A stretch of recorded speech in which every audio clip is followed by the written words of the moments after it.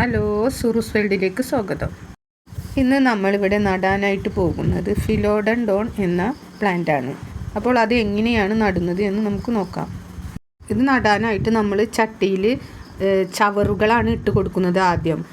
അത് നമ്മുടെ മാവിൻ്റെ ഇലകളൊക്കെ കൊഴിഞ്ഞു വീണിട്ടുള്ള ചവറുകൾ ഇട്ട് കൊടുത്തതിന് ശേഷം നമുക്ക് ഇത്തിരി മണ്ണിട്ട് കൊടുക്കാം.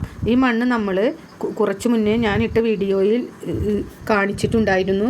കിച്ചണിലെ വേസ്റ്റ് ഉപയോഗിച്ചുണ്ടാക്കിയ കമ്പോസ്റ്റ് മിക്സ് ചെയ്ത മണ്ണാണിത്. ഇനി ഇതിന് മേലെ നമ്മൾ ചീമക്കൊന്നയുടെ ഇലയാണ് ഇട്ട് കൊടുക്കുന്നത്. അങ്ങനെ വീണ്ടും നമുക്ക് മണ്ണിട്ട് കൊടുത്തിട്ട് ആണ് നമ്മൾ ഈ പ്ലാന്റ് നട്ടു കൊടുക്കുന്നത്. ഞാൻ എൻ്റെ പ്ലാന്റുകളൊക്കെ ഇതേ രീതിയിലാണ് നടാറുള്ളത്. ഇതിൽ ഞാൻ ചകിരിയുടെ പൂഞ്ചയും ചേർക്കാറുണ്ട്. പക്ഷേ ഒരു വീഡിയോയിൽ ഞാൻ കണ്ടു ചകിരിയുടെ പൂഞ്ച നമ്മൾ ഇൻഡോർ പ്ലാന്റിനൊക്കെ ഇട്ട് കൊടുത്താൽ ചെയ്യാനായിട്ട് സാധ്യത കൂടുതലാണെന്ന് കേട്ടു. അതുകൊണ്ട് ഞാൻ ഇപ്പോൾ അത് ചേർക്കാറില്ല. ചകിരിയുടെ പൂഞ്ച നമുക്ക് കുറച്ച് ദിവസം വെള്ളത്തിൽ ഇട്ട് വെച്ചിട്ട് ആ കറ കളഞ്ഞതിന് ശേഷം നട്ടു കൊടുക്കാമെന്ന് കേൾക്കുന്നുണ്ട്. അത് നമ്മൾ പുറത്ത് ചെടി നടുമ്പോൾ പിന്നെ നമുക്ക് പേടിക്കണ്ട.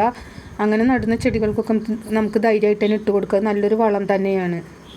ഫിലോഡൻഡോൺ എന്ന ഈ പ്ലാന്റ് വള്ളിച്ചെടിയായി പോകുന്ന ഒരു പ്ലാന്റാണ്. അതിൻ്റെ കൂമ്പ് കട്ട് ചെയ്തിട്ടാണ് ഞാൻ ഈ ചട്ടിയിൽ പിടിപ്പിച്ചിട്ടുള്ളത്. കാണാനായിട്ട് നല്ല ഭംഗിയാണ്. ഇത് ബോൺസൈ പോലെ പിടിപ്പിച്ച് കഴിഞ്ഞാൽ കേട്ടോ. അപ്പോൾ ഇത് ഇഷ്ടപ്പെടുകയാണെങ്കിൽ എല്ലാവരും ഒരു ലൈക്കും കമൻറ്റും, സബ്സ്ക്രൈബ് ചെയ്യാത്തവരാണെങ്കിൽ ഒന്ന് സബ്സ്ക്രൈബ് ചെയ്യാനും മറക്കരുത്.